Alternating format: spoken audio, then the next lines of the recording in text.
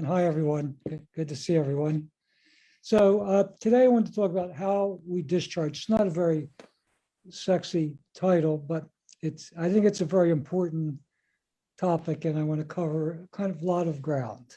So, we hear a lot today. We hear this, follow the science. We hear that again and again. I'm following the science. And today is not going to be full of answers. Actually, I hope I leave you with more questions than answers today. One of the things I liked about macrobiotics, it really wasn't about answers. It was about learning how to think and figure things out and discover things. And it's one of the things that attracted me, that life itself is a discovery. It's, questions lead to answers endlessly. So my question is, what if the science is wrong? So here are some examples. Number one, I wasn't nursed. I'll tell you how I found out. Of course, I didn't remember I wasn't nursed. I was at a Nietzsche lecture, and he talked about the importance of nursing, the whole delivery process, nursing, and how we grow. Next time I saw my mother, I said, was I nursed? Did you nurse me? She said, no. I said, why not? She said, the doctor told me not to. Doctor said it wasn't clean. Formula was better than nursing. So I was part of a post-World War II experiment, right, in formula or cow's milk versus being nursed by my mother, okay? Next, I was brought up with the basic four in the mid-50s. The basic four: animal foods, dairy foods, fruits and vegetables, and starches. The basic four. It implied that half of our diet should be animal and dairy foods. Together with that, they promoted the idea that we need to eat animal and dairy foods in order to get complete proteins, complete chains of essential amino acids, which you can only get from animal and dairy foods to be strong and healthy. Well, it turns out that wasn't right either. We can get complete proteins from a plant-based diet, a whole foods plant-based diet. Then we heard a lot, drink milk for strong teeth and bones. Well, the reality is milk causes osteoporosis. It weakens our teeth and our bones, okay? What about, this is a very sad one, what about thalidomide? The anti-nausea drug that so many women took in the late 50s and early 60s that caused horrible birth defects. Okay? What about hormone replacement therapy? Menopause is a natural transition. Estrogens are supposed to fall. The more meat you eat, the more they fall. The more you eat a plant-based diet, your hormones adjust naturally. So they said, well, let's give hormone replacement therapy. What did it do? Caused cancer and heart disease. Okay. Then we're told about genetics and environment. So if you're sick, okay, what history of disease do you have in your family? Right? So in other words, if you're sick, you were just given, it's a bad roll of the dice. You were not dealt a good deck of cards. But is it really genetics or is it epigenetics? Environment controls how our genes express themselves towards health or sickness. And even though the reality is epigenetics, because anyone who practices macrobiotics experiences as we change our diet, we change our attitudes, we change the environment, internal and external environment, our health changes. Our genes express themselves in different ways towards health. So even though epigenetics is really much more accurate than genetics, it's not really acknowledged, it's not really used. So even though we hear more and more all the time, we hear, follow the science. However, science, one thing that's consistent about science, that whatever they say now, they say something different later. That's the most consistent thing I can think of about science. That's one thing that doesn't really change.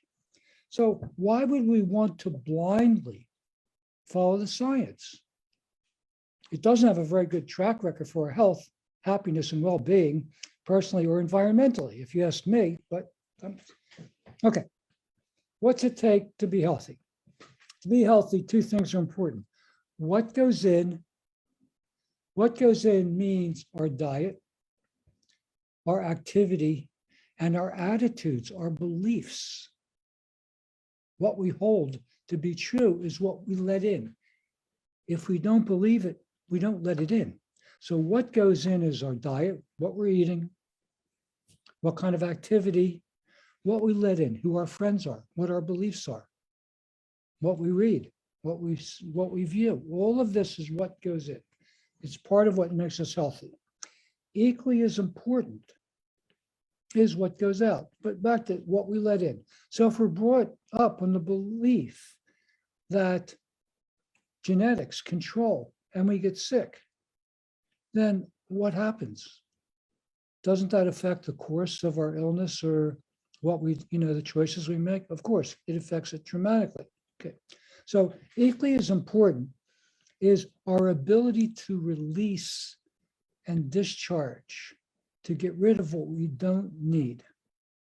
Now, macrobiotics really has been my life since I was 19 years old. So it's what I hold most dear. But, one thing, if I have to think, a mistake we made, there was an overemphasis on what we eat, how we eat and how we chew. This was the biggest emphasis, and not enough emphasis on how to discharge, how to release what we don't need. Okay, so it's creating the proper balance between taking in and giving out. It's like creating constant movement through us. So we're taking in and then we're giving out. So what happens when we eat? So we're eating food, we're taking solid food and liquids, and we're breaking food from solid down to liquid. Then from liquid down to energy. So when we eat, most of the food goes towards our energy. In other words, if you eat a pound of food, you don't gain a pound from that food. You're getting a certain degree. Most of it's going to energy, physical energy, nourishing, energizing all of our activities, emotional energy, what kind of emotion? And some people might say, well, food doesn't really affect emotions, but everybody turns to certain foods for a certain emotional effect. That's why we eat sugar, that's why we eat chocolate, that's why we eat meat. That's why we drink alcohol, or we drink soft drinks, or whatever we like. Everybody knows there's a direct connection between food and our emotions. Mind, we know now we have two brains, one's in our gut, the other one's here. It energizes our mind, and even spiritual energy to seek for meaning and value.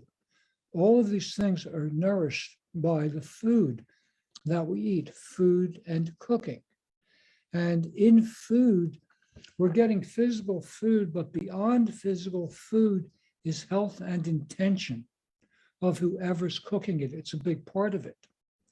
So like in a Buddhist monastery, it's not the new priest that does the cooking. It's the most experienced priest, the one who's the most developed, who's doing the cooking. In a macrobiotic environment, it's the healthiest person, the person who's most adept at cooking, that's cooking the food. And everybody knows holiday meals are special because they're cooked with special attention and special love, special care, which is all part of the nourishment of the food. So when we get food, we're getting physical food, we're getting liquid, we're getting energetic nourishment, how it was prepared, the love, the health, the intention of people. We're breaking this down, solid to liquid to energy. Together with that, we're breaking complex nutrients down to simple nutrients. So we eat complex carbohydrates, grains, beans, starchy vegetables, etc., and we break them down to glucose, a monosaccharide, simple sugar. We eat protein, and we break it down into simple amino acids, simple proteins, amino acids. In other words, we're breaking it down to the building blocks of life. We eat fat, and we're breaking the fat down to simple fatty acids. So we're taking this complex food, we're breaking down to its most simple, basic form, and then we're building it up back as our body.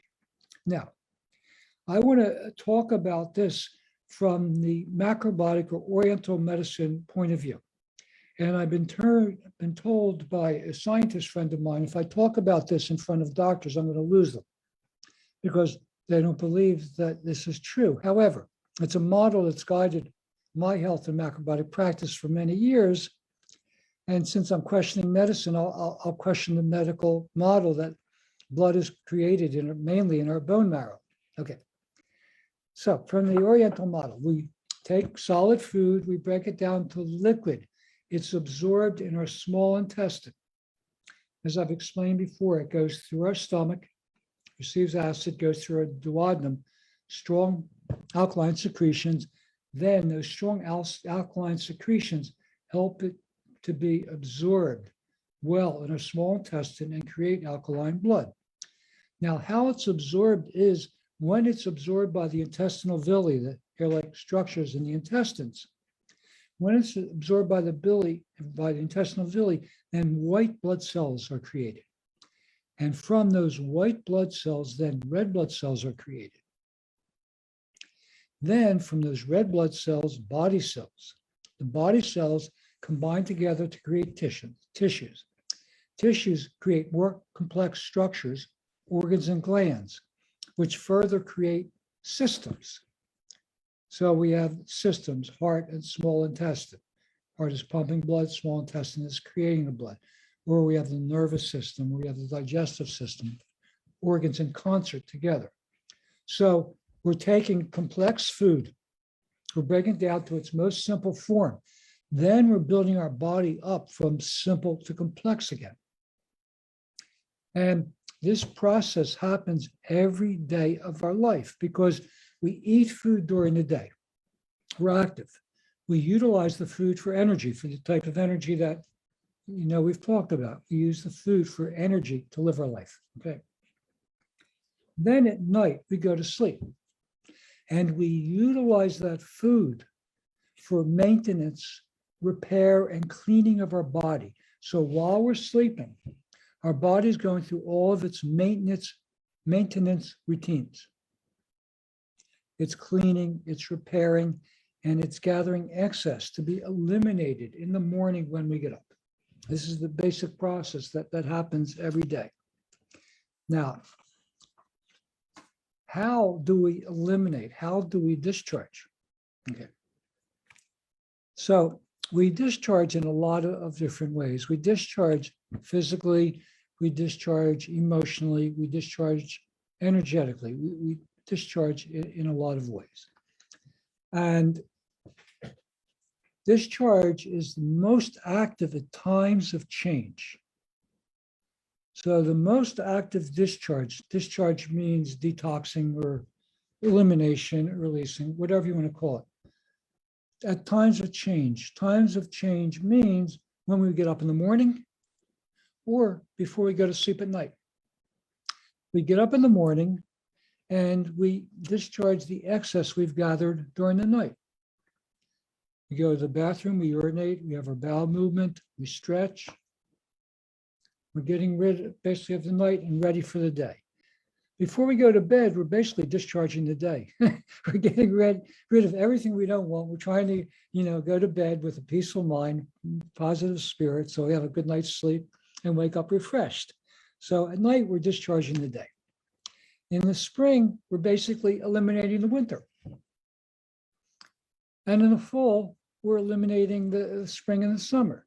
So at times of change, we also discharge actively when the weather changes suddenly cold, suddenly hot, suddenly dry, suddenly raining, stormy, or when there's social environmental change. Like we have a so-called pandemic, right? Or we had 9/11. So we discharge most at times of change. Now, as I mentioned, we discharge both physically and energetically. And in the beginning, when I mentioned what we let in, so we're letting in our food, our activity, our beliefs, and also friends, experiences we let in. So everything is energy. Everything breaks down to energy. As I explained, we're breaking down food to energy. Then all of our experiences really receive as vibration, as energy. And the two mix. And we receive them by the quality of energy that we have inside. So let me diverge. Back in the early 80s, I bought a house in Ardmore, outside of Philadelphia. The house was listed as having hardwood floors. The house hadn't been touched in 25 years and it looked like a mess, but I thought it would clean up well, which it did. And we found an old timer to refinish the floors for us. And the first thing he said that these are not hardwood, these are pine floors. And my kind of face dropped. And he said, no, these are the best floors you can get. It's the highest grade of pine. And funny enough, his father actually laid the floors in that house. So he knew. But at any rate, why the floors were so wonderful is because oak is hard, it's reflective. Pine is soft, it's absorbent. It absorbs energy, it's a buffer. And everyone who would walk in that house said, this house feels great. One of the reasons it felt great is because it had high quality pine floors that we didn't polyurethane, we waxed them. Every year we had to refinish the floors. It was a project. It was worth it. But the thing I'm trying to say, it was soft. So when you eat macrobiotic food, it breaks down into soft, gentle energy. Grains, beans, vegetables, seeds, nuts, fruits. But when you eat animal and dairy food, especially animals that were factory farmed and chemicalized and drugged and everything, then they don't break down to peaceful energy. When you eat fast food, chemicalized food, it doesn't break down to peaceful, soft energy. In other words, whatever experience you have, it amplifies, it makes it worse. Now, if you believe health is natural, right, as opposed to sickness is natural, that also controls what you let in. So the point I'm trying to make is our emotions and our experiences are very much affected by the quality of food and by our beliefs, our attitudes. Okay. So we eat food, we're active during the day. At night, we repair, maintain, we eliminate most at times of change. Okay. How do we eliminate? So first we have daily eliminations. We have our urination and we have our bowel movement. We have breathing, we have sweating. So in breathing, we're taking in oxygen and we're giving out carbon dioxide, we're giving out moisture, and we're giving out toxins. Right?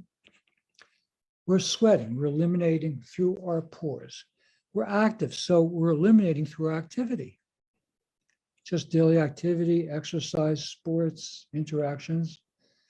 We eliminate through expression, through talking, through speaking. We eliminate through thoughts, through writing, through creativity. All these ways, these are normal daily ways of eliminating, and we never question them. We think all these are normal. Then at times, these daily eliminations become excessive. They increase. So instead of normal urination, we have frequent urination. If the weather certainly turns cold and rainy, we urinate more. If we drank more, we urinate more. Or we have frequent bowel movements, or we have excessive breathing, or we can't stop talking, or we can't stop fidgeting. Instead of normal activity, we're fidgety. Or instead of normal quiet mind, we can't quiet our mind down and we have excessive thinking. We can't stop thinking. We have excessive eliminations. Once they get to the excessive elimination point, if they get too strong there, then we think maybe this is something. Maybe this is like compulsive behavior or obsessive behavior. We start to question it. Well, at times of change, then we have another way of eliminating. And that is we create acute symptoms. The most common ones are cold, flu, fever, coughing, and sneezing. Right? These are the most common ones. So let's look at this for a second. When do you get a cold? You get a cold when you're stressed, when you're tired. You get a cold when you most don't want it. Now, the question is, why do you feel stressed? Well, you feel stressed because you're acidic. When we're acidic, we feel stressed automatically. Okay, why are you acidic? You're acidic because your body can't alkalize itself normally, can't clean itself enough. Why? Because your lymph system is clogged. Why is my lymph system clogged? Well, my diet and activity are imbalanced and I'm tired. So my diet and activity are imbalanced, my lymph system gets clogged, my blood gets acidic, and then I'm susceptible to a cold or a flu. And then a cold or flu is saying, you're tired, take a rest, and simplify your diet and allow your body to clean it out. And then when you realize a cold is your friend, it's helping maintain or return you to health, then you do the proper things and the cold passes quickly. And when it passes, you feel renewed and refreshed, which you are. However, if you think a cold is bad, you do whatever you can to push it away. You take an over-the-counter remedy, you do everything, you don't rest, you don't change your diet. And then what happens? The cold just lingers on. And instead of your body cleaning itself, you start to feel tired and run down. You say, I had a cold and I can't get over it. You know, I still don't feel well. It's just lingering. And the excess that was trying to come out through blowing your nose and coughing up and whatever you're doing, instead of coming out, what happens to it? It doesn't go back where it was. It goes back more deep inside. Then you have to deal with it another time. Well, what happens when you get a flu? It's exactly the same thing. About 10 years ago, I had a flu. I was sick for about 2 weeks. I was in bed. I couldn't do anything, couldn't eat. I just, finally it passed. And it passed, and I felt wonderful. And I realized nature was telling me, take a rest. I was pushing myself.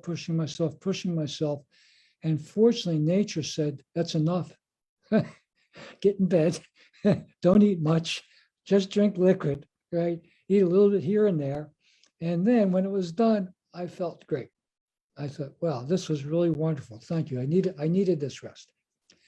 Well, a cold and a fever are the two most important ways of eliminating. So what happens when you have a fever?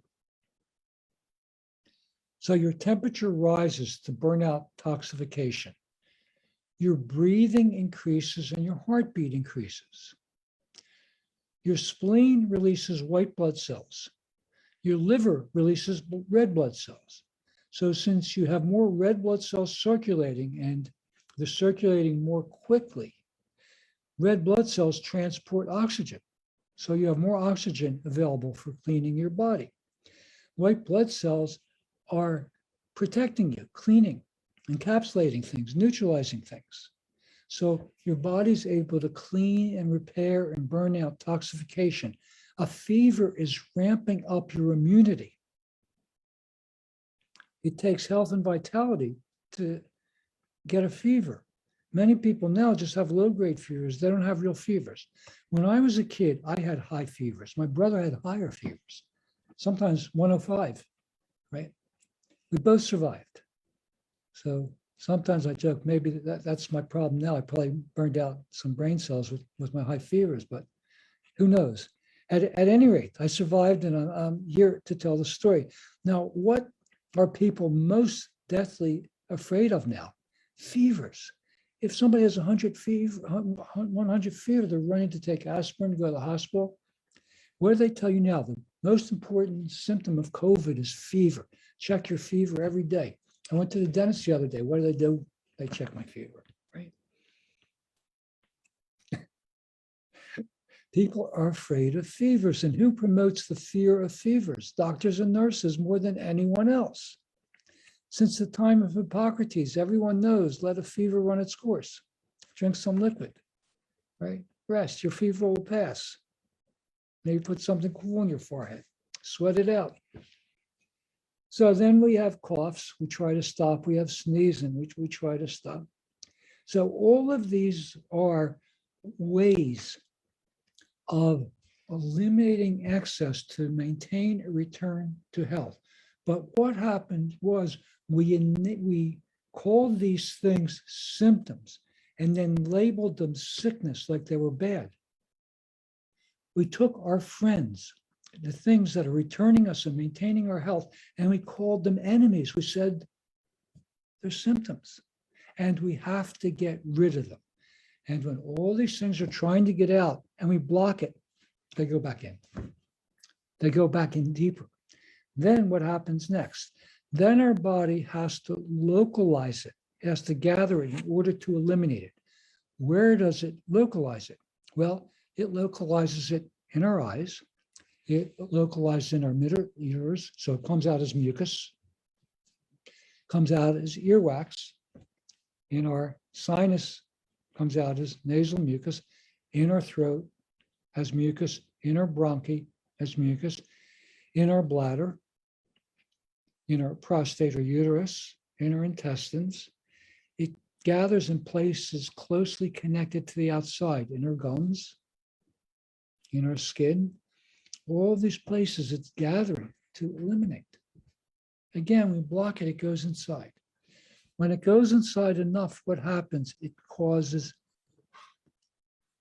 inflammation, then eventually it causes real sickness.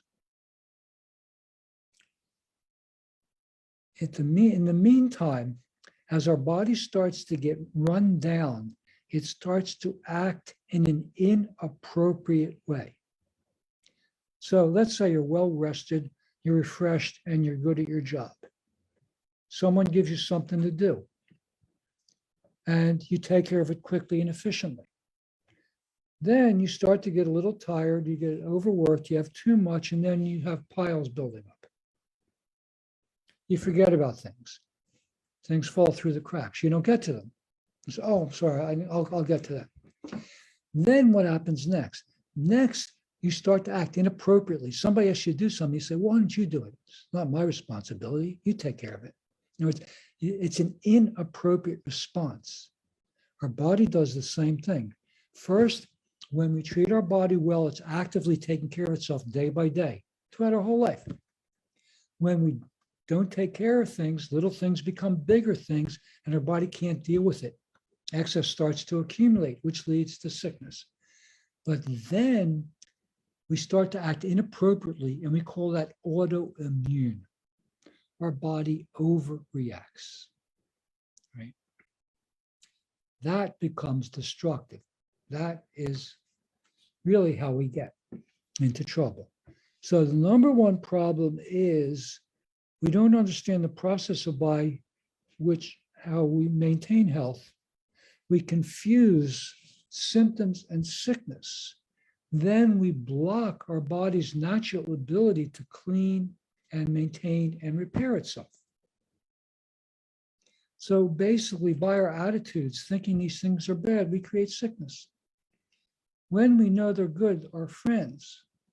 So we vilified everything that's young, everything that makes us active, everything that makes us independent, everything that enables us to eliminate.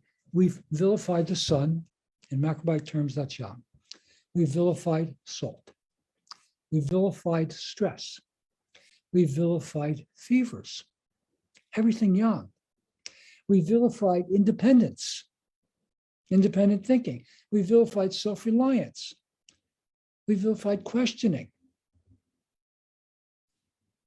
Everything that keeps us strong, healthy, young, and active, we're starting to say is bad. Do you see where I'm going? This is a very, very strange situation. Now, we're told that germs are our enemies. Germs make us sick. Virus and bacteria make us sick. So in a hospital, you can get the absolute worst infections. You can get C. diff and you can get MRSA and you can get everything else in a hospital. Why do you get it in a hospital? They're afraid of germs. They're sanitizing, sterilizing everything. They have recirculated air. There's no plants. There's no fresh air, right? You have this horrible, horrible environment. And then energetically, it's horrible. You walk into a hospital, you feel horrible. You don't feel good, right? So of course you go in the hospital and you get sick. And on top of that, they give you the worst food imaginable, right? So you have the worst food, the worst environment, and they're afraid of everything. And then what happens? Then you go and you get sick. And then they say, well, a bacteria or a virus did it. And now with COVID, they're saying, sterilize your hands, sanitize your hands wherever you go. I never sanitize my hands. We have our microbiome in our gut, in our nasal passages, in our throat, in our hands, in our feet. When I went to the dentist the other day, I walk in, try to sneak by, couldn't sneak by, sterilize, sanitize your hands. So I put my hand under the machine and I move it quickly, so it goes down, none on my hands, okay? Right. Okay, I'm good. I don't want to sanitize my hands because that's part of my health. Why should I destroy it? Why should I destroy germs? Now, George Osawa thought germs didn't cause illness, virus and bacteria. Michio Kakushi thought germs and viruses didn't cause illnesses. Rudolf Steiner thought the same. Now, could it be that these philosophers, practical teachers of life, health and spirituality, were actually more accurate than science? This is a question. They thought viruses, bacteria didn't cause germs. So, from the macrobiotic viewpoint, life began some 3.2 billion years ago as a single cell, an amino acid of virus. Virus, over millions of years, gathered together and started to create bacteria. Bacteria create white blood cells, which create red blood cells, a process I've explained forming our body. Now, when our body needs to detoxify, what happens? It goes in the opposite direction. We release red blood cells, we release white blood cells. Then the white blood cells start to break down into bacteria. For what purpose? Well, if you bought some fruit, we have nice fruit now, and you didn't eat it, what happens? It starts to mold. You didn't eat your bread in time, it starts to mold. Right? Bacteria, yeast come from the environment and they break it down. They'll completely dissolve it. So aren't these bacteria being produced by our body to be cleaning, detoxifying agents? Then when we can't clean, and that means a cold is a bacterial cleaning. Then when they break down further, then our body's breaking down into viruses, which in a sense are solvents for deeper cleaning, getting rid of the stuff that became so hard that can't be detoxified by bacteria, further cleaning that out.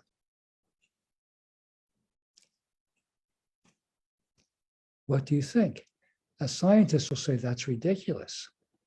Well, then how is disease transmitted if it's not transmitted by bacteria and virus? You can be around, so in the macrobiotics, we thought measles are good, healthy. They're activating your immune system. So when one kid had measles, then everybody bring their children around who hadn't had measles, trying to get measles. Some did and some didn't. Well, if the measles virus is causing it, why didn't everybody do it? Right? They could never demonstrate how a cold is transmitted from one person to another, nor the Spanish flu. How is disease actually transmitted if it's not transmitted from virus and bacteria? Well, I'd like to throw something out. We say communicable disease. Communicable disease, what is communication? Communication is similar blood and vibrational quality. Okay. So we're here together. You might think this makes sense. You might think it's off the wall. You might wonder, is Denny, on a good track or maybe taking a wrong turn? I'm not sure what you're thinking, right? By Zoom, you can't really see people's reactions. But if we're communicating, it's because we have similar blood quality, similar vibrational quality, and similar beliefs. So because of that, we're having a discussion where we're considering these things. When you're together with someone, within 20 minutes, your breathing, your pulse, your blood pressure, your heart's energy harmonize. If they don't, you can't stay there. You have to leave. Or people say, we don't want you, get out of here. Right? In order to be comfortable as part of a group, your breathing, your blood pressure, your heartbeat, all these have to harmonize. They have to synchronize together. That's what happens when we share a meal. That's what happens when we have sex. We're synchronizing with each other. So sex is communing with each other. Food is communing with each other and with nature. We're aligning, we're harmonizing. So when people are exposed to similar bad food, bad activity, bad attitudes, toxification, physical toxification, chemicals, electromagnetic fields, then all people who are communicating together have similar symptoms, detoxifications.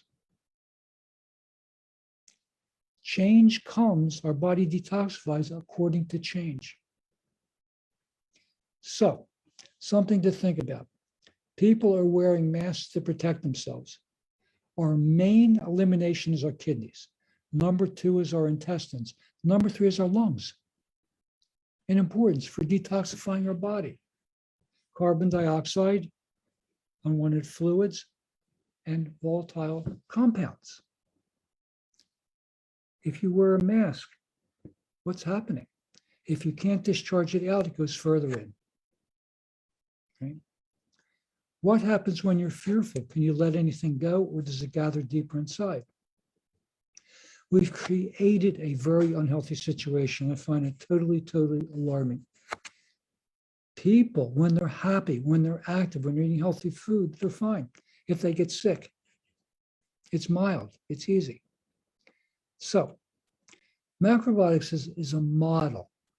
It's a model based on tradition. I think you'll find that Hippocrates had the same model, Oriental medicine has the same model, Ayurveda has the same model. These are traditional models that have been followed for thousands and thousands of years throughout the world of eating good food, having a good attitude, having good relationships, having good activity, contact with nature, that keeps us strong and healthy.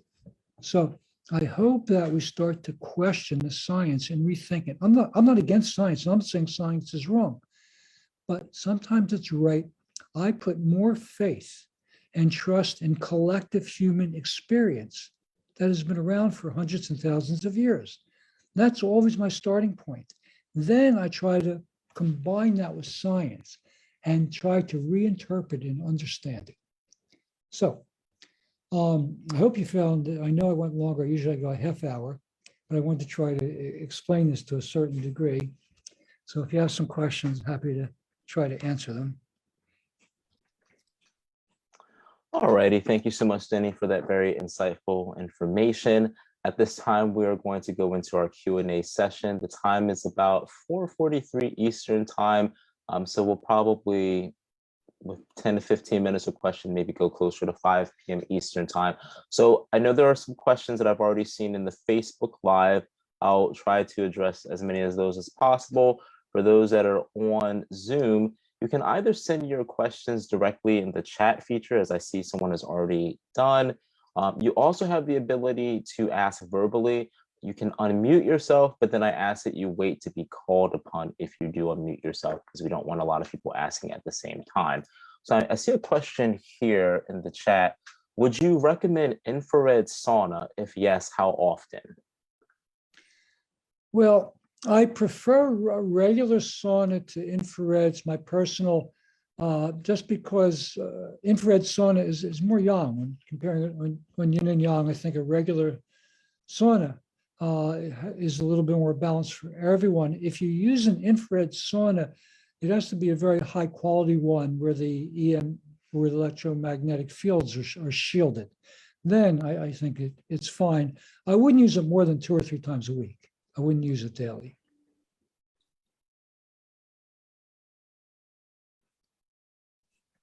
All right, thank you. Let me see here. And I'm just going to make notes. So Denny does not see these comments. So if you made mention of something earlier, I have to address it for him to make mention of it. Let's see, what do we have here? Certain foods that encourage elimination for cleansing purposes. Oh, certain foods. So like soft cooked grains, like soft rice, millet, and sweet vegetables. Soups, miso soup, vegetable soup, shoyu soup. Most vegetables help our body detox. And then also we use kuzu in macrobiotics, umesho kuzu or umesho bansha to help our circulation and elimination. So there are things that essentially help our body clean itself and repair. I'm just going to call on you now just because it's creating a little feedback. Michelle, did you have a question? Yeah, so excellent lecture, Denny. Thank you, Turan. So I'm wondering, Denny, how would you go about our environment now is very hostile to people who aren't getting vaccinated. Family members are attacking people like me, and also the mandates at the universities, etc. So much pressure. What do you recommend for us to not be caught up in emotion of a little bit of anxiety or whatever to deal with this, even if we're doing macrobiotic diet? What's the thought that I should be putting in my head, or maybe just eating more brown rice? Any recommendations? Thank you. You know, that's a really, really difficult question because the social and peer pressure is mounting steadily. And I mean, I hear from people all the time calling me up about this one point, what to do. They're ostracized by their family. Right? Can they keep their job? Can they go to school? What can they do? And it's really up to what you're comfortable with. I mean, I've basically, you know, I've been eating brown rice since I was 17 years old. So I've been going against the stream for most of my life. And it just seems natural to continue, you know, the course. But I think it's important to stand by your beliefs and, you know what, and to be true to yourself. I think that's really important. And I think over time that people that do that will be happy, will, you know, be respectful and thankful that that's the course that they followed. Time will tell. Thank you. All right, thank you. So a question from the Facebook chat, and let me just see here. So I know this has been addressed in previous webinars and has come up in a variety of topics throughout the last year and a half. But Denny, if you could maybe briefly touch on this. the question or starts off as a statement. Denny, since the 1980s, I had heard about macrobiotics to prevent and even heal cancer. Could you please explain how both Michio and Aveline died from cancer? Thank you. Yeah, that's a good question too, but not hard to understand. Their life was about spreading macrobiotics. They didn't take proper care of themselves. They traveled at least half the time, way too much. When they came back, they worked. Nobody could keep up with Michio. He burned everyone out, all of his assistants. And at his home, rather than having experienced macrobiotic people, he always had new people who really didn't know how to cook. So when he came home, he wasn't really able to repair and take care of himself. And many people called that to his, attention and said, Michio, what are you doing? And he said, no, it's okay. They were passionate about what they wanted to do. And he paid the price. And he's not the only one. A number of other macrobiotic teachers have done the same. And I think it's a very important reflection that in order to help people, you have to care for yourself. Otherwise, you can't help people, or it's very limited. And I think it's very common for healers to get carried away with what they're doing. Think about caregivers now. I have a ton of caregivers that, as clients, and they pay the price.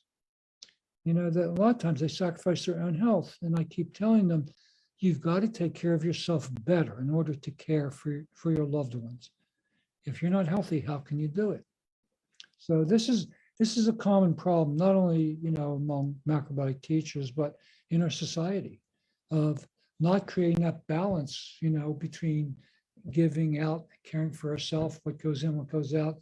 Macrobiotics is about balance, finding the right balance for health and life. All right, thank you. Our next question, while discharging, should a person walk for exercise? Yeah, you can't be walking. Life-related activity is always best. Cleaning, walking, gardening, housework, carrying things, anything like stairs, anything life-related is always the best activity. It can't be beat.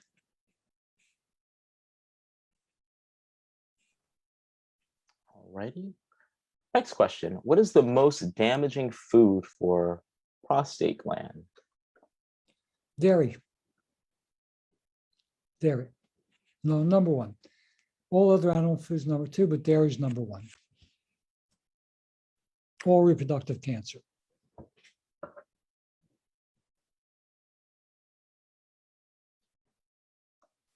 All right, thank you. Just balancing back between Facebook and Zoom. So let's see here. Our next question. All right, I guess I'll read the statement. So when you wake up early and your food or meal schedule is on the early side, sometimes you become very hungry before dinner. What do you recommend to do in this case? Well, I think if you're hungry in between meals, too hungry. Now, everybody wants a snack sometimes, but I mean, it's your regular daily pattern. When you're too hungry between meals, I think your diet is either too simple or it's not satisfying you. You're not getting everything you need. I mean, we should be satisfied by our meal. Then we leave it, we're active, we do whatever we want without really thinking about food. Then when it's close to mealtime, I think, well, I'm hungry, it's time to eat.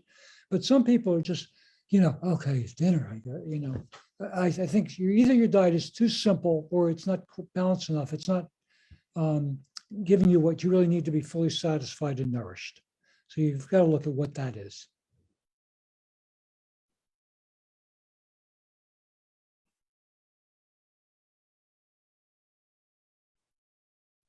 Our next question, if an individual recently had a vaccine, what would you suggest for them to detox?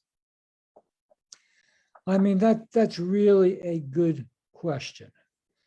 I mean, what's recommended besides good macrobiotic food, brown rice, miso soup, shoyu soup, things like that, fermented foods.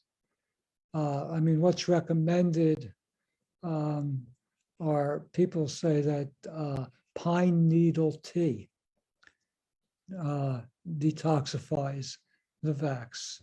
or star anise tea. So I can't verify that, but a number of different people say that that does shikimic acid, I believe. So if somebody had vaccine regret, that's what I would try. And I would also go to Dr. Zelenka's website and get his Z-Stack, his vitamin regime, I think probably would be helpful as well. Okay, thank you. And I know the individual who asked this question, you just submitted a follow-up question. I would suggest we did a series of webinars actually on coronavirus. We did a total of 4 since everything broke out last year. We do not have enough time to cover what you're looking for in terms of recommendations there. So I would advise to take a look at some of those. If you go to the SHI website, shimacrobiotics.org, if you go under courses, there's a section that's entitled current webinars that also has previous webinars. And then in our store, you can also find all the coronavirus related webinars where we detail certain remedies that individuals can do from a more preventative means, but also if they do fall ill as well too. So I apologize, we do not have enough time to go over all of that. Our next question, what do you do if you are having difficulty discharging? I mean, it's kind of a broad question. I'm not sure exactly, but if our condition is too yin, we don't have enough pressure or force to discharge properly. If our condition is too young, too contracted, we can't release anything. We can't give it up. We can't let it go. So the most important thing is to find the balance in your diet and activity to actively discharge. Then basically, we've already said, all the whole grains, brown rice, barley, and millet, especially buckwheat or soba, miso soup, and all, very fibrous foods. Carrots are fibrous, burdocks fibrous, watercress is fibrous, fibrous foods also help the body discharge. Pickles. All right, thank you. Okay, so the time is now 4:55 Eastern. So I think we're now at our wrap up for the Q&A. I do not see any additional questions at this very moment. So Denny, do you have any final comments before I give everyone updates about upcoming events and webinars? Yeah, 2 things. One thing, because this happens a lot, a client will have an appointment, they'll say, I have a cold or I have this, and I'm going to cancel my appointment. I say, I don't mind, whatever you have. I said, if I get it, it's my fault, not yours. So, right, it's a better time to come when actually you're having problems, and it's certainly not an issue for me. The other thing is to keep healthy and safe for everyone. Again, the ultimate guide to eating for longevity. It's the book that can lead us back to healthy eating, healthy living, and delicious, healthy cooking. And it's one of the keys to spreading this way. So I hope everyone takes that to heart. Thank you for the opportunity to express these things. I hope you find them helpful and healthful, of course. It's good to see everyone, and thank you, Tehran.